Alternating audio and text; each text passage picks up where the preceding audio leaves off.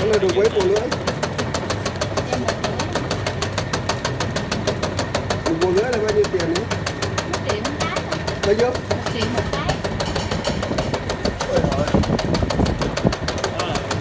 Cái này lâu lắm anh. Mai được mai. Cái này chỉ cần là máy cái đá phùn của mình, cái mài tay giống bình thường thôi. Cứ làm cho anh làm miếng đi cho nó tí tí tí để cho nhiều ấy.